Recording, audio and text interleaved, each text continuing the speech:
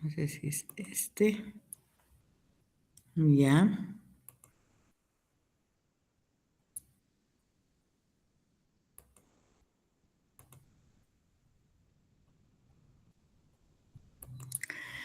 Bueno, vamos a hablar. ¿Me escuchan?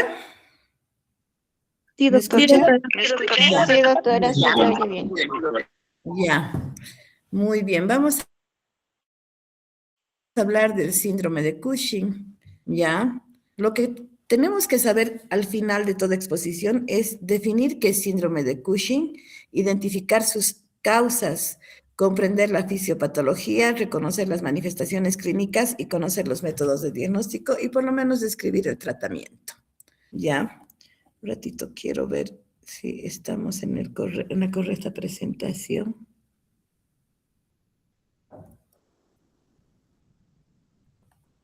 Sí. Ya.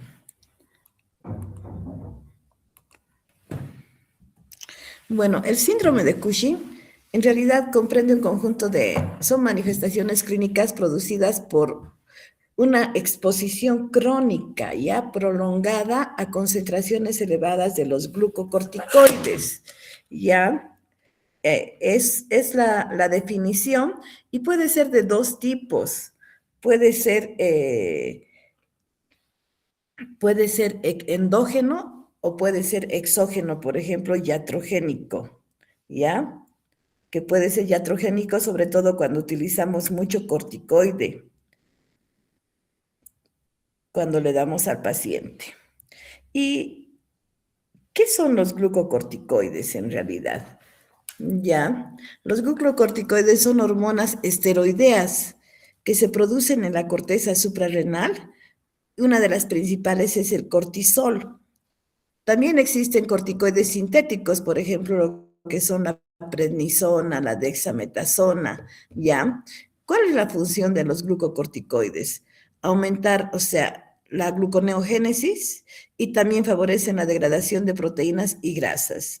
Tienen un efecto antiinflamatorio, por eso se utiliza mucho como antiinflamatorio ya en enfermedades autoinmunes. Tiene un efecto inmunosupresor también los glucocorticoides, reducen la actividad del sistema inmunitario y ayudan al organismo a veces a infecciones, traumatismos, tienen una respuesta muy importante contra el estrés,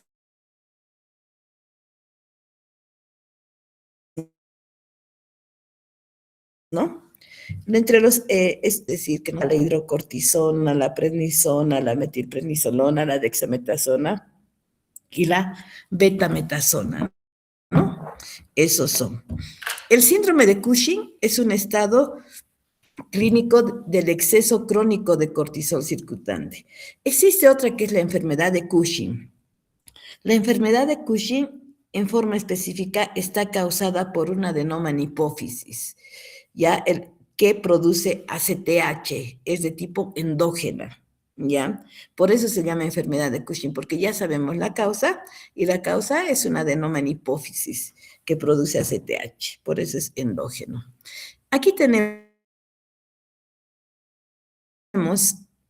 de acá es el hipotálamo, esta es la hipófisis, este es el infundíbulo que conecta el hipotálamo con la hipófisis. El hipotálamo que está acá arriba va a producir la hormona liberadora de corticotropina que actúa aquí a nivel de la hipófisis anterior, ¿ya? Aquí CH y hace que ésta o sea, hace que actúa aquí que para que libere ACTH y esta ACTH va a actuar a nivel de las glándulas suprarrenales produciendo el cortisol. ¿Ya? Aquí tenemos, este es el hipotálamo tiene la hormona liberadora de corticotropina que actúa en el lóbulo, en la hipófisis, a nivel de la hipófisis anterior, liberando ACTH. Esta ACTH actúa en la corteza suprarrenal, la suprarrenal se encuentra en cortisol. ¿Qué hace el cortisol? Aumenta la glucosa en la sangre, retiene sodio, retiene, excreta potasio y actúa en el sistema inmune, ¿no? Eso es lo que les he dicho. Este cortisol vuelve a actuar en el hipotálamo por el estrés, ¿ya? Entonces, ese es el feedback que se produce. Hipotálamo libera corticotropina, que actúa en la hipófisis anterior a nivel de la ACTH, se libera ACTH, que actúa en la corteza suprarrenal, donde se libera cortisol, y este cortisol actúa a nivel del hipotálamo, ¿ya? Entonces, acá tenemos, todas estas son las hormonas liberadoras del hipotálamo, las que están aquí, arriba. Esta es la que nos interesa, la hormona corticotropina, que actúa en las ACTH. Esta ACTH actúa en la corteza adrenal, suprarrenal, liberando el cortisol, ¿no? Ya, que es una hormona corticoadrenal. Ya,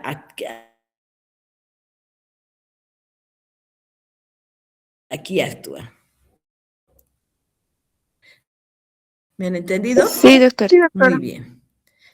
Entonces, el síndrome de Cushing se caracteriza por un exceso crónico de glucocorticoides y tiene dos etiologías, les decía.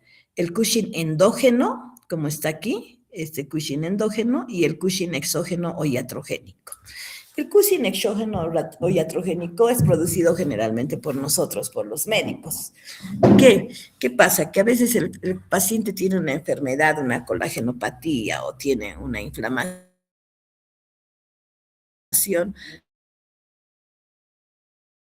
El paciente se ha acostumbrado a veces a usar dexametasona y él solito a veces se hace colocar su dexametasona o prednisona.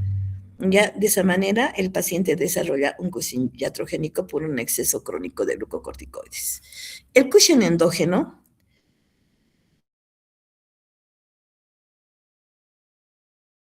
ya les decía que dependiente, la enfermedad de Cushing, que es producido por un adenoma hipofisiario. En la hipófisis puede haber un tumor que se denomina adenoma y que puede depender del ACTH, por eso es un adenoma hipofisiario que produce ACTH. Otro es el Cushing ectópico, donde existen tumores que son extrahipofisiarios, pero que producen ACTH. Así tenemos el carcinoma bronquial, que es uno de los, a nivel de los pulmones que se puede producir. También tenemos en el intestino, también tenemos en el páncreas,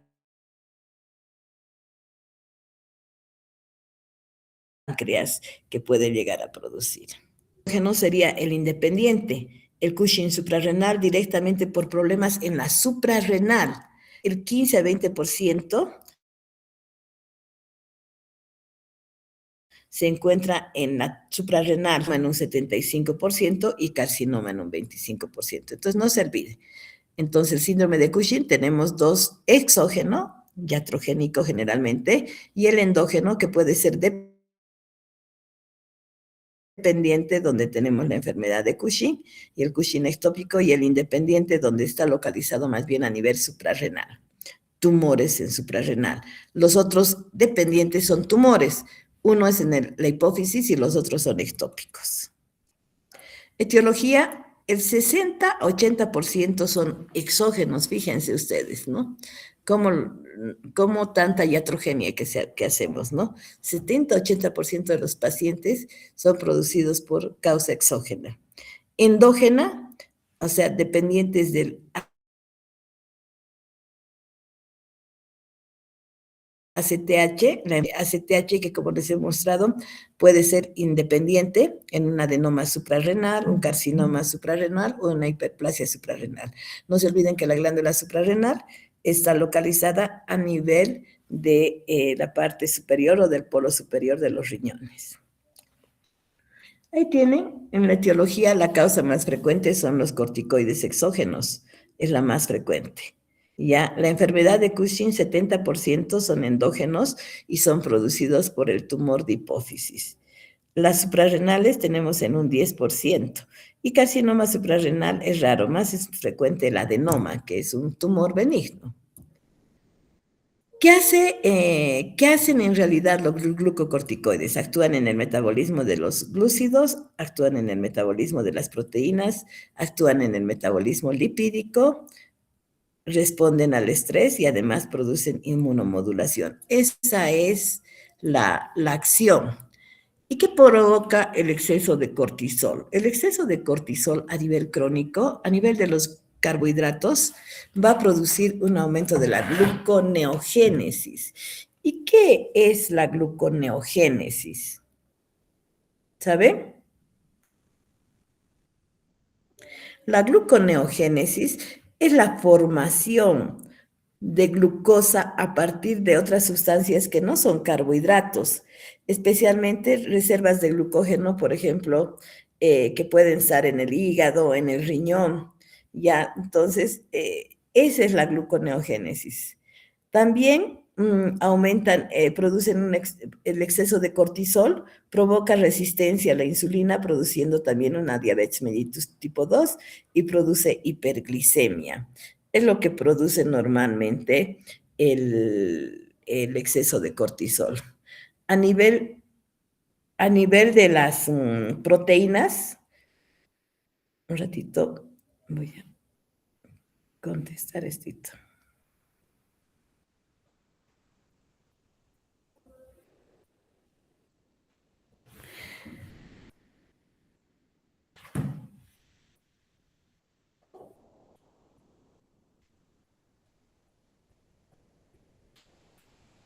Bueno, a nivel de las proteínas aumentan el catabolismo proteico, es decir, que el exceso de cortisol aumenta la proteólisis, la liberación de aminoácidos, un aumento de la gluconeogénesis y y nos va a dar también hiperglicemia, ¿ya?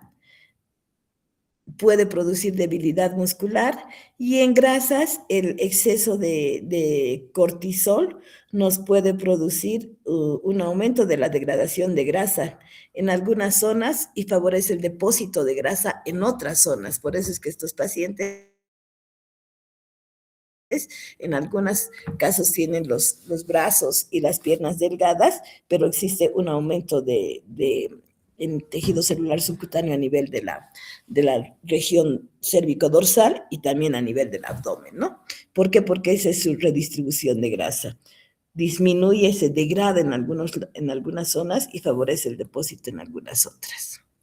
Acá les muestro lo mismo, secreción aquí vamos a secretar la hormona liberadora de la corticotropina. Esta hormona liberadora de la corticotropina actúa sobre la ACTH. Esta hormona ACTH va a actuar a nivel de la cápsula suprarrenal. Estimula a la cápsula suprarrenal para producir cortisol. Este cortisol este cortisol vuelve a actuar a nivel del hipotálamo, ¿ya? Ahora, por ejemplo, si tuviéramos un cortisol aumentado en las glándulas suprarrenales, este actúa en el hipotálamo y le dice, no liberes ya más, no liberes más esta hormona porque nos va a producir como forma de decirle, no, ya no es necesario que liberes más. Esta actúa sobre el ACTH disminuyendo la liberación de ACTH y el cortisol sigue alto. O sea, lo que vamos a encontrar en el laboratorio a veces es una ACTH baja y un cortisol elevado, ¿no? Ya es lo que generalmente como un fenómeno que se denomina de feedback. Las manifestaciones clínicas pueden ser síntomas, un ratito, ahí vamos a poner síntomas, ganancia de peso en un 80%, alteraciones psíquicas y debilidad muscular. Esto es lo que con ganancia de peso. Irregularidad menstrual que se traduce en amenorrea. El hirsutismo o sea, la cantidad de vello que aparece en el paciente, ¿no? Alteraciones psíquicas que puede ir desde psicosis, y la debilidad muscular, que a pesar de que están gorditos, tienen debilidad muscular, no pueden caminar, no tienen fuerza. Signos, obesidad en un 97%, plétora facial en un 95%, ¿ya? Y facies en luna llena en un en un 90%, ¿ya? Hipertensión en un 75%, estrías rojovinosas en el abdomen en un 60%. Entonces, la obesidad es el signo más importante. La plétora facial. ¿La plétora facial qué es? ¿Qué entienden por plétora facial? ¿Alguien puede responder? Es el enrojecimiento de la cara, ¿no? El enrojecimiento difuso de la cara. La facies en luna llena, que es bien característica. La hipertensión se presenta en un 75%, las estrías rojovinosas en un 60%. Otros signos serían alteraciones del metabolismo de los 50%, osteoporosis en un 50% y nefrolitiasis en un 15%.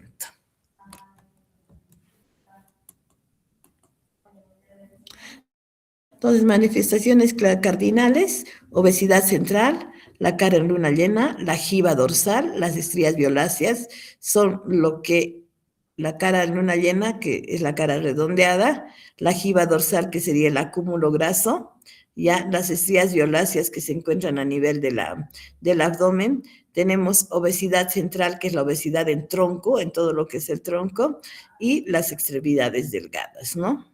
Aquí ustedes tienen un dibujo donde se muestra la facies pletórica en luna llena, debilidad y fatiga, pérdida, o sea, pérdida de cabello, ¿no?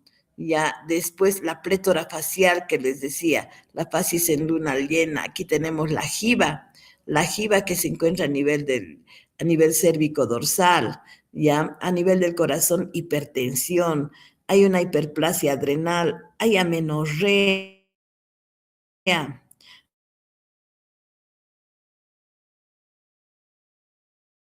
puede haber úlceras en piel, este crecimiento del abdomen, el abdomen, esta ganancia de peso, sobre todo a nivel abdominal. Y ustedes fíjense, estas son las estrías violáceas que aparecen tanto en el abdomen como en el pie. En la columna y en los huesos puede presentarse hirsutismo, ¿ya? O por si en la columna y en los huesos puede presentarse osteoporosis. Y el hirsutismo, que puede aparecer aquí a nivel de la barbilla, puede aparecer en axilas, ¿no? Puede haber gran cantidad. Aquí lo mismo, tenemos aquí el cuello de búfalo, que le llaman, ¿ya? Tenemos la debilidad proximal, las estrías violáceas que presenta la obesidad central, el adelgazamiento de las extremidades y la hipertensión, la facies en luna llena, la osteoporosis, son las características de esta enfermedad.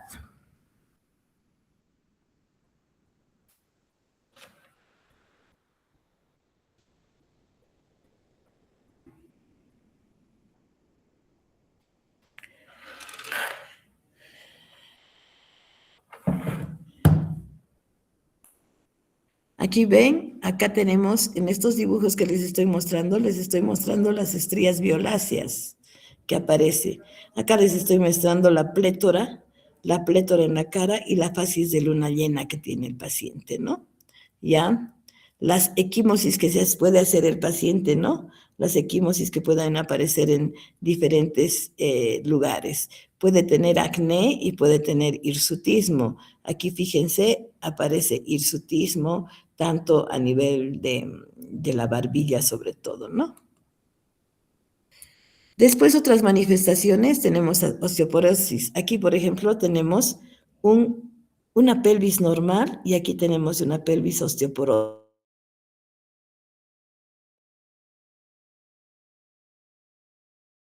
¿no? Cómo se va produciendo la osteoporosis por el uso de corticoides. Peniopatía estiroidea quiere decir que el paciente no puede subir gradas, tiene dolor, tiene dificultad para peinarse, ¿ya? Manifestaciones sistémicas cardiovasculares, hipertensión, ya les había dicho, las metabólicas que pueden hacer hiperglicemia y pueden ser diabetes mellitus, pueden hacer dislipidemias, psiquiátricas, puede haber alteraciones cognitivas, también puede haber ansiedad, puede haber depresión. En las mujeres, hirsutismo, amenorrea infertilidad. Y en los varones, disfunción eréctil y la disminución de la libido. Esta es una paciente con enfermedad de Cushing, les estoy diciendo. ¿Qué era la enfermedad de Cushing? ¿Qué era la enfermedad de Cushing?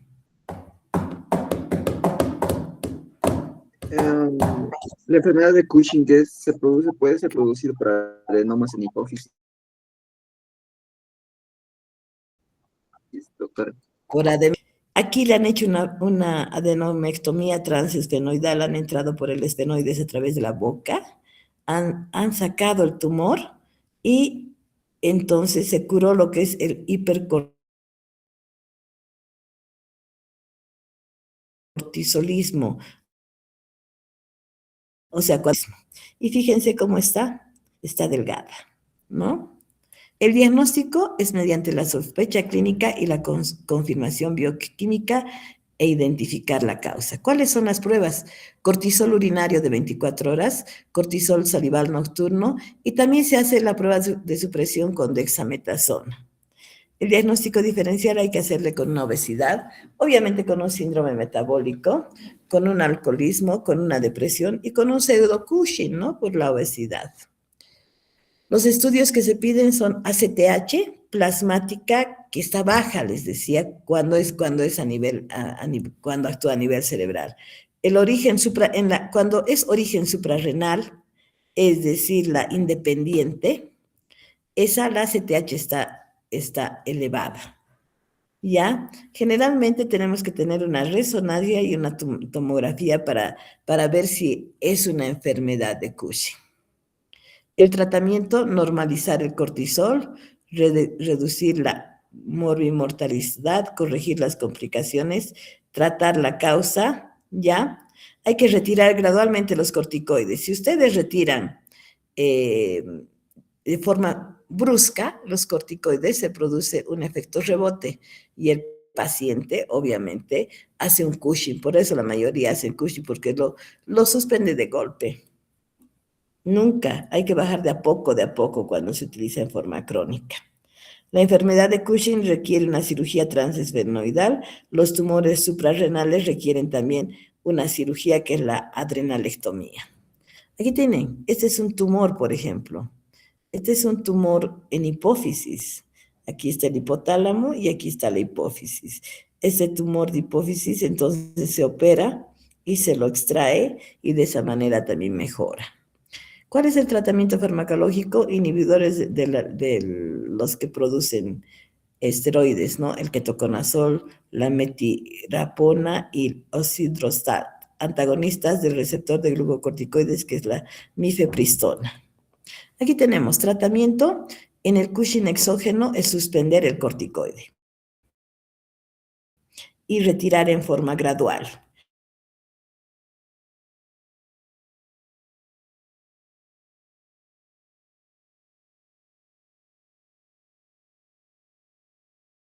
Con la radioterapia. En el Cushing endógeno, en el que está situado a nivel suprarrenal, también hay que operar, ¿no? El pronóstico, sin tratamiento, mayor mortalidad, sobre todo por los problemas cardiovasculares, puede haber infecciones, eventos trombóticos. Con tratamiento, mejoría clínica progresiva y tiene que tener un seguimiento con el endocrino. El síndrome de Cushing es consecuencia de exceso crónico de cortisol. No se olviden, la causa más frecuente es exógena, uso prolongado de corticoides. La enfermedad de Cushing corresponde al adenoma hipofisiario productor de ACTH. El diagnóstico requiere confirmación bioquímica y la cirugía constituye el tratamiento de elección en la mayoría de las formas endógenas. Este es un paciente con aumento de peso progresivo desde hace 2 años, debilidad para subir la escalera, hipertensión arterial, alteraciones menstruales, aparición de estrías rojizas en el abdomen. Al examen físico tenemos la cara redondeada, obesidad central, jiba dorsal y equimosis frecuentes. ¿Cuál sería su diagnóstico? Hola. Cushing, doctor. Síndrome de Cushing. Sí, dale. Síndrome de Cushing. Síndrome, Síndrome de Cushing. síndrome de Cushing sería 9 por todos estos antecedentes. Ahora, no sabemos si es exógeno o no sabemos si es endógeno, porque aquí no dice que haya recibido corticoides. Tampoco dice que tiene un tumor en hipófisis, ¿no ve? Entonces, por ahora es un síndrome de Cushing. ¿Cuál es el hallazgo más sugestivo de síndrome de Cushing de todas estas? Estrías blanquecinas, estrías violáceas anchas, petequias o eritema palmar. ¿Qué es lo que encontramos? Estrías violáceas. Estrías violáceas anchas, muy bien. Paciente con sospecha de Cushing, de síndrome de Cushing, ¿qué harías primero? Resonancia, tomografía, confirmar el hipercortisolismo o iniciar ketoconazol. El Confirmar el hipercortisolismo. Muy bien, muy bien. Tenemos que confirmar que tiene hipercortisolismo. Confirmando, recién podemos ver si necesita una resonancia para ver la causa, ¿no? Pero lo primero que tenemos que hallar es el cortisol alto. Aquí tenemos un caso, a ver, voy a tratar de traducir, 56 años de edad, que presenta debilidad muscular, estrías cutáneas, despresión y osteoporosis. La historia de ella es significante, o sea, por una enfermedad de úlcera péptica. Ella no toma medicación. Al examen físico, los hallazgos significativos son facies en luna llena, depósito de grasa a nivel interescapular. ¿Cuál es la causa más común de estos síntomas? Hiperplasia adrenal será, microadenoma pituitario, será la hormona adrenocorticotropina ectópica o un síndrome paraneoplásico. Está difícil, ¿no? puede ser microadenoma, doctora. Microadenoma hipofisiario que produzca solamente ACTH puede ser, pero también puede ser una hiperplasia adrenal, donde esté produciendo cortisol, por eso se llama hipercortisolismo. Puede ser cualquiera de estas, ¿no? Síndrome paraneoplásico quiere decir un tumor en otras partes que produzca cortisol. Y hay otra, mujer de 35 años que presenta periodos irregulares. Está tomando gliburida para la diabetes mellitus y está tomando hidroclorotiazida para la hipertensión arterial. Ella es obesa, los signos vitales son frecuencia cardíaca 92, presión arterial 150-95, frecuencia respiratoria 18 normal, pero la paciente tiene adelgazamiento de cuello, la facies redonda, hirsutismo, la joroba de búfalo que la llaman, hiperpigmentación de la piel y estrías. ¿Cuál es el diagnóstico más probable?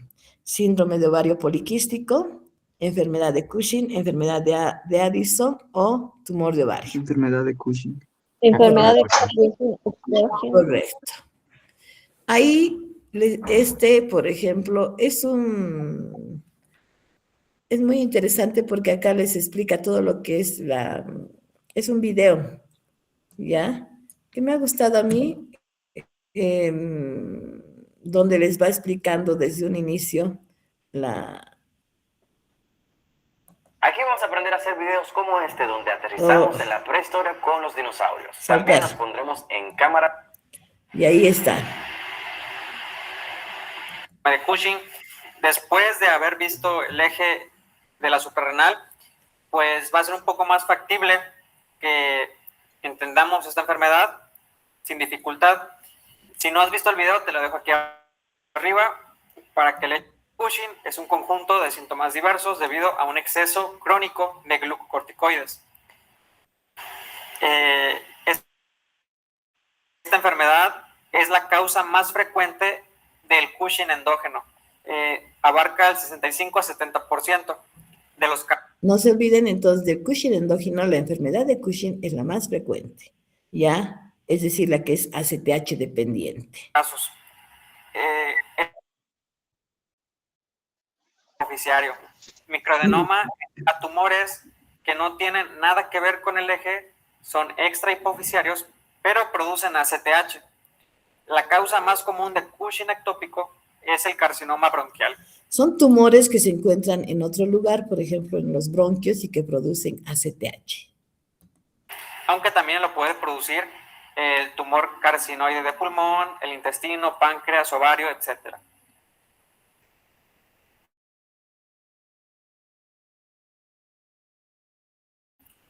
Es el 15-25% de los casos de Cushing endógeno. Ven, el 15-25% de los casos, y como les digo, el tumor se encuentra en las suprarrenales y ahí la causa más frecuente es el adenoma. Vamos, pueden verlo el video después, pero ¿Cuáles son las vamos manifestaciones viendo. clínicas? Lo más habitual en cuanto a síntomas es la ganancia de peso. Acuérdate de estos porcentajes. Irregularidad menstrual, hirsutismo. Eso ya les he dicho. Otro signo diagnóstico está dividido en dos etapas muy importantes. La etapa 1, vamos a hacer el diagnóstico de hipercortisolismo. Esto, es decir, esto no es sabemos por qué todavía, pero sospechamos que la persona puede tener un exceso de cortisol y lo vamos a medir mediante pruebas químicas o bioquímicas más bien. Tenemos de primera línea la prueba de elección, es la cortisoluria, 24 horas, medimos el cortisol. Eso quiere decir el cortisol en orina. Y a las 24 horas debe ser menor a 50 microgramos por decilitro. Si es mayor a 50, se dice que la prueba es positiva. O también tenemos las famosas pruebas de supresión con dexametasona. ¿En qué consiste? Aquí vamos a... Bueno, en esta prueba de supresión nocturna, también llamada test de Nugent, vamos a administrar 1 miligramo de dexametasona en la noche, aproximadamente a las 10, y al día siguiente, aproximadamente a las 9 de la mañana, vamos a medir el cortisol. En personas normales, el eje se inhibe y el valor de corte debe ser menor a 1.8. Y se dice que la prueba es normal o negativa. Si sale mayor a este valor, se dice que la prueba es positiva. Otra prueba, también con dexametasona, es la prueba larga, también llamada test de Lidle. Aquí administramos 0.5 miligramos de dexametasona cada 6 horas durante 2 días. ¿Están viendo o no? Por eso se dice que es más larga. No, doctora, porque está solamente en Doctora. blanco el link Sí, y solamente no, se escucha la sí. voz. Sí, No se ve, doctora, pero sí se escucha la voz. Yo ingresé al link.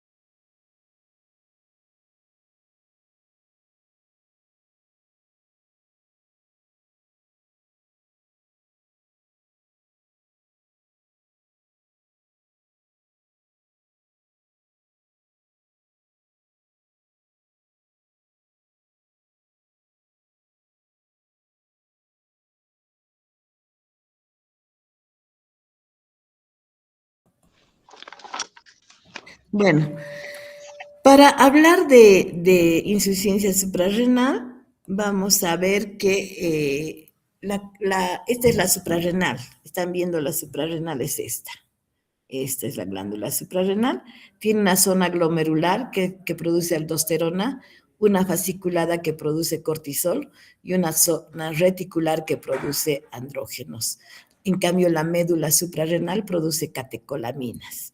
¿Qué pasa en la insuficiencia suprarrenal? Sobre todo se caracteriza por una alteración en el cortisol y la aldosterona. Hay una producción insuficiente de cortisol y de aldosterona. ¿Me han entendido? ¿Ya? También, ustedes saben, el hipotálamo produce la hormona liberadora de corticotropina. Esta actúa a nivel de la hipófisis, ¿no? Liberando ACTH, y esta ACTH actúa a nivel de la suprarrenal, produciendo o liberando el cortisol. En este caso de la insuficiencia suprarrenal hay una retroalimentación negativa, es decir, que el cortisol se encuentra bajo y ese cortisol bajo hace que se estimule a la adrenocorticotropina. ¿Para qué? Para que se produzca ACTH y de esa manera compensar. Aquí tienen ustedes la insuficiencia suprarrenal, que se caracteriza por una producción deficiente de glucocorticoides, es decir, del cortisol, y de los mineralocorticoides, es decir, de la aldosterona. Aquí tenemos, están viendo el dibujo, aquí tenemos la hormona liberadora de corticotropina, que va a actuar sobre la corticotropina, que es la CTH, y esta actúa sobre el cortisol y andrógenos. Eso es. Tenemos dos tipos de insuficiencia suprarrenal. La insuficiencia suprarrenal primaria, donde el problema está en la glándula suprarrenal, ¿ya? Y la insuficiencia suprarrenal secundaria, que el problema está en la hipófisis. ¿Me han entendido? ¿Sí? ¿Han entendido? Sí, doctor. Sí, doctora. Ya. Entonces, en la insuficiencia suprarrenal primaria, el problema está en la glándula suprarrenal y en la secundaria está en la hipófisis. Tipos de insuficiencia suprarrenal primaria, el daño está en la glándula suprarrenal. En la secundaria hay un déficit en la CTH en la hipófisis. Y existe una terciaria, que es un déficit de la corticotropina o supresión prolongada por glucocorticoides. Normalmente, la insuficiencia suprarrenal, aquí tenemos la primaria, que es la que más se produce, que es la que nos interesa a nosotros. Esa se denomina enfermedad de Addison, ¿ya? Esta se denomina enfermedad de Addison, y acá se destruye más del 90% de la corteza suprarrenal. ¿Cuáles son las causas que pueden? En nuestro medio puede ser infecciosa, puede ser autoinmune y pueden ser otras. En las autoinmunes, que serían el 70%, un hipoparatiroidismo, una candidiasis mucocutánea, un síndrome poliglandular autoinmune tipo 1 son las causas, ¿ya? En cambio, las infecciosas, el 20% de las infecciosas es la tuberculosis. En nuestro medio, causa de insuficiencia suprarrenal, primero hay que pensar en tuberculosis. Las segundas causas ya serían el VIH, el citomegalovirus, que es otra causa. Y otras enfermedades que producen insuficiencia suprarrenal, metástasis del pulmón, de mama, de melanoma, hemorragias adrenales que se producen, o también fármacos como sereletomidato o... ¿dónde estoy? O también algunos inhibidores de la síntesis de colesterol nos pueden llegar a producir, ¿ya? Insuficiencia suprarrenal primaria. La insuficiencia suprarrenal secundaria, el problema está en hipófisis, les decía. Quiere decir que la hipófisis ocasiona un déficit de ACTH. Aquí no se afecta a los mineralocorticoides, solamente se afecta los glucocorticoides. La terapia con glucocorticoides, cuando le das mucho corticoide y luego le suprimes, puedes producir una insuficiencia suprarrenal secundaria. Tumores de hipófisis que no solamente causen hipersecreción de ACTH, sino que también puedan producir hiposecreción de ACTH. Y otro problema es ya déficit congénitos, ¿ya? También algunos fármacos como los opioides nos pueden llegar a producir una insuficiencia suprarrenal secundaria. Por eso es que hay que estudiarla, ¿Ya? Entonces, no se olviden, la que nosotros conocemos como enfermedad de Addison es una insuficiencia suprarrenal primaria. En nuestro medio, la causa infecciosa es la tuberculosis. Existen otras causas autoinmunes y también otras como ser metástasis en otros lados, ¿no? La insuficiencia suprarrenal secundaria es rara. Puede darse también por problemas en hipófisis.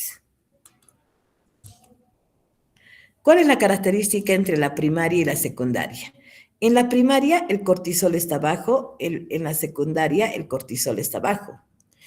En la primaria la ACTH está alta como fenómeno de feedback, aquí está baja en la secundaria. La aldosterona aquí está baja, aquí está normal. Hiperpigmentación aquí sí va a haber, aquí no.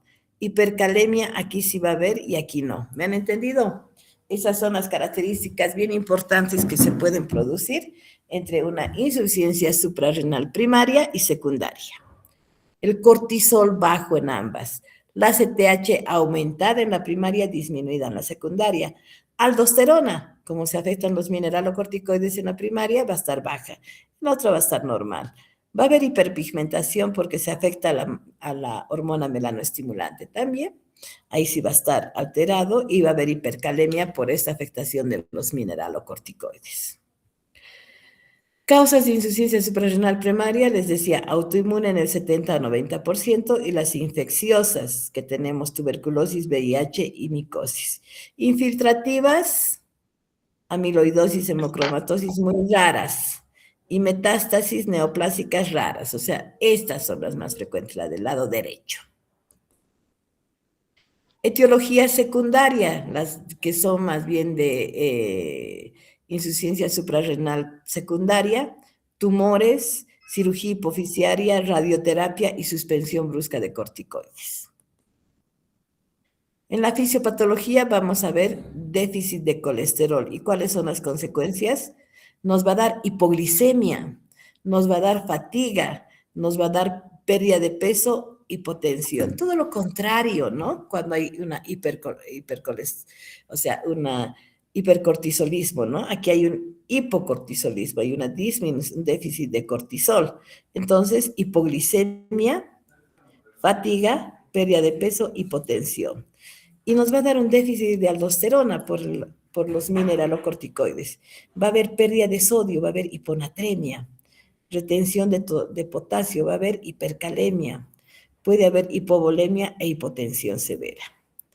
Y la hiperpigmentación que nos puede dar, ya les he dicho, por que existe un aumento de la hormona melanoestimulante. A pesar de que la CTH está elevada, esta CTH actúa en esto que después les voy a decir, el POM, y que también produce un aumento de la melanoestimulante, por eso nos va a dar hiperpigmentación. ¿Ya? Un ratito, otra vez esto tiene que ser. Un momentito.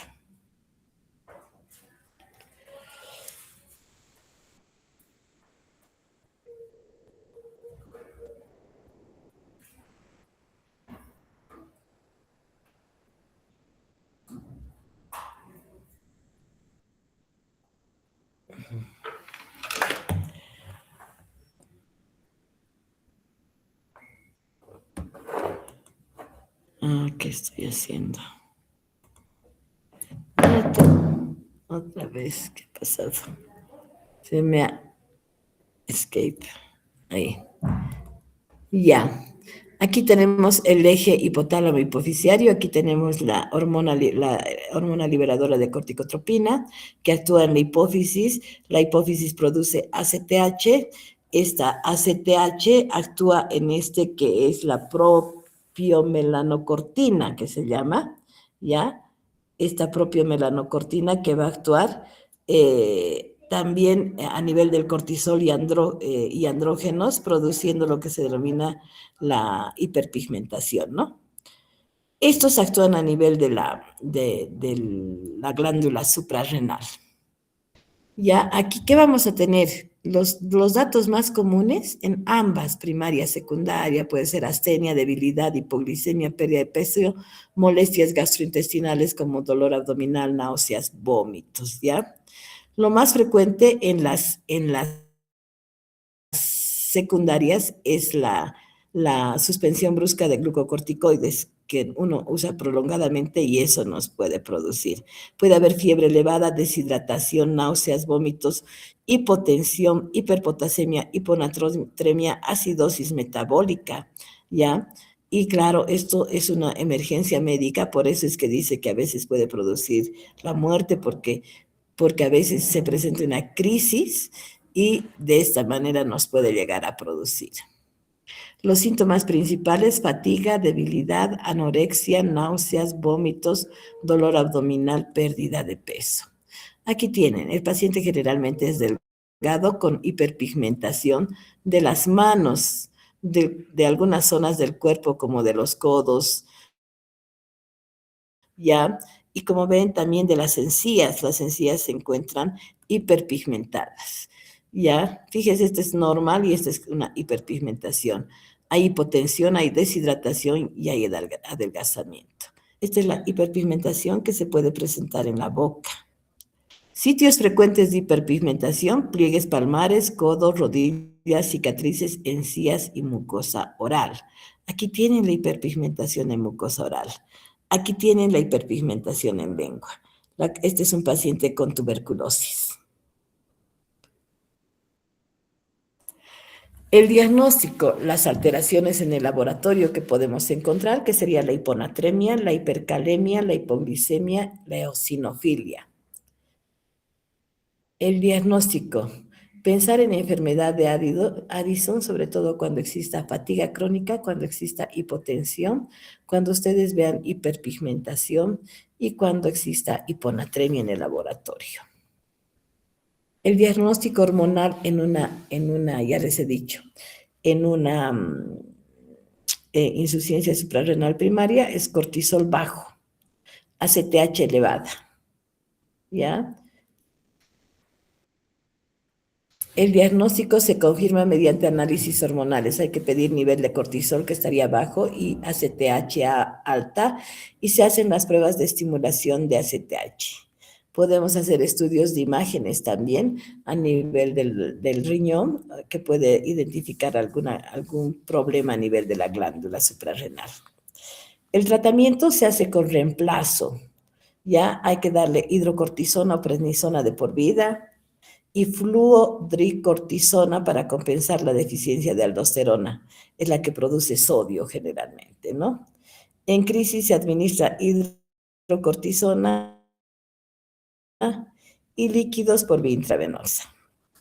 Estas personas tienen que tener un kit que les identifique porque pueden hacer crisis, ¿ya? Entonces acá, ¿cómo se llega al diagnóstico? Como les había dicho, hay que medir el cortisol plasmático en la mañana. Ya, si el cortisol está por debajo de 3.5, el diagnóstico es una insuficiencia suprarrenal. Entonces ahí hay que medir la ACTH. Si está muy alta la ACTH, es una insuficiencia suprarrenal primaria. Si está normal la ACTH por menor de 16, es una insuficiencia renal secundaria. Entonces, cortisol bajo, ACTH alta, primaria. Cortisol bajo, ACTH, o sea, baja, es una insuficiencia suprarrenal secundaria, ¿ya? La indeterminada, no hay alteraciones, ¿ya? Y esto es lo que ya habíamos visto, ¿no? De la corticotropina que actúa en la hipófisis y en las glándulas suprarrenales. El tratamiento: glucocorticoides, hay que darle prednisona. En un inicio podemos dar hasta metilprednisolona, luego dejarlo con prednisona. Y para el sodio hay que darle la fluodricortisona, que en una sola dosis al día. Ya es lo mismo también el mismo tratamiento se hace para la secundaria. Hay que ver si el paciente tiene insomnio, irritabilidad, hipertensión, porque puede ser que con la prednisona nos estemos yendo al otro lado. Entonces, hay que medir siempre electrolitos, hay que medir la presión, hay que ver si no tiene insomnio, irritabilidad, ¿ya? Entonces, eso es importante porque están ustedes haciendo un tratamiento sustitutivo con prednisona, pero pueden llevarlo a un Cushing iatrogénico también. Cuando hay crisis suprarrenal, es decir, se presenta bruscamente todos estos, hay que darle hidrocortisona en bolo, 10 miligramos hora, o sea, 100 miligramos cada 6 horas, y algún vasoconstrictor como adrenalina si fuera necesario. El tratamiento, el pronóstico, con tratamiento adecuado, la esperanza de vida es normal, no existe cura definitiva, pero la terapia sustitutiva permite una vida activa. Su reconocimiento precoz es vital, pues los síntomas iniciales pueden confundirse con depresión, anemia y trastornos digestivos. La enfermedad también puede coexistir con otros tipos de trastornos, ¿no? Puede haber una diabetes o puede haber una tiroiditis, pero generalmente es eso. ¿Cuáles son los síntomas de emergencia? En ocasiones los síntomas de la enfermedad de Addison empeoran rápidamente. Como les digo, puede ser tan agudo que uno tiene que llamar a emergencias. Una debilidad grave, dolor muy fuerte y repentino en la zona lumbar, área del estómago, piernas, malestar estomacal, vómitos, diarreas, pérdida extrema del agua corporal llamada también deshidratación, fiebre, confusión, pérdida de conocimiento y presión arterial baja. Lo que más le afecta al paciente acá es la hipotensión y la alteración electrolítica, la hiponatremia. Una hiponatremia por debajo de 120 ya es peligroso para la vida, ¿no? Hola, he dejado de compartir, pero no los veo. Ahí están. Ahora los veo. Entonces, son los dos temas que teníamos que revisar hoy día, un ratito. Ay, esto es un cachito, un cachito.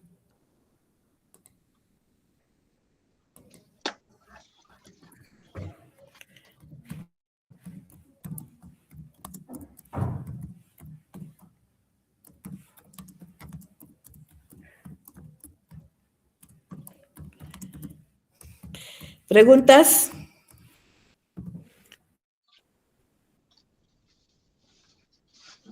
Bueno, les pongo un caso clínico. Una mujer de 35 años que consulta por fatiga progresiva, pérdida de peso de 8 kilos, náuseas, mareos al ponerse de pie y hay una hiperpigmentación en piel, en codos y mucosa oral.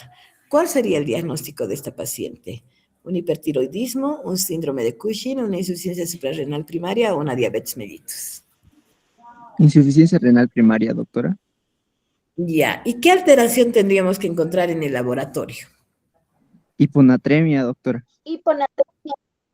¿Y qué más? ¿Cómo está el potasio? Hipercalemia. Hipercalemia, Hiponatremia. hipercalemia, Ah, muy bien.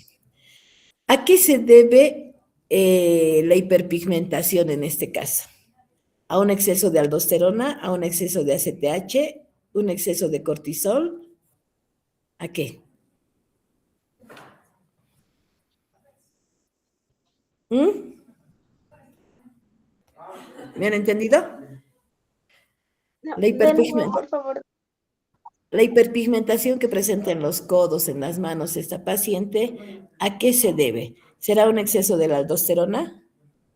¿Será un exceso del ACTH? ¿O será un exceso del cortisol? Doctora, ¿podría ser un exceso de aldosterona? No, pues la aldosterona es un mineral o No, corticoide, actúa en el sodio y el potasio. ACTA. Sí. ACTH. Les he dicho que el ACTH actúa en la hormona melanoestimulante, Ujú. que es la que produce la hiperpigmentación. ¿Me han entendido? Sí, sí, doctora. En la insuficiencia suprarrenal secundaria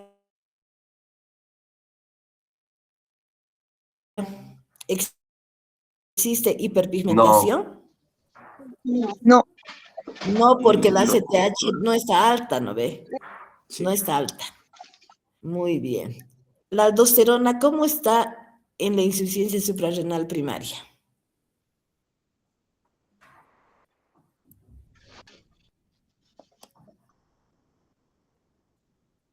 ¿Mm? Baja. Les he mostrado un cuadrito. Está disminuida, doctora. Está disminuida. Muy bien. ¿Ven? Entonces, ya saben. Eso es. Listo. Mañana van a llevar con la ayudante. El viernes nos volvemos a ver un ratito para terminar, para repasar esto. Examen tal vez les ponga ya. Hoy día, ¿de qué han dado? Examen. Sobre diabetes e hipertiroidismo y Viernes les voy a tomar pero a las 11 recién les voy a tomar, yo creo. El viernes les voy a tomar de esto.